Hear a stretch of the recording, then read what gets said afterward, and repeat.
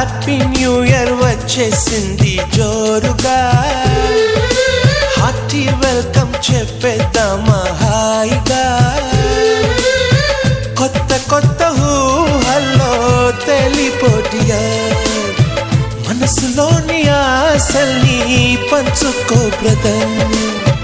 గుండెలోని భావాలు గుప్పుమన్న ఈ వేళ, కదిలల్లే కాలపు కన్నెకి టాటా చెప్పుదామా.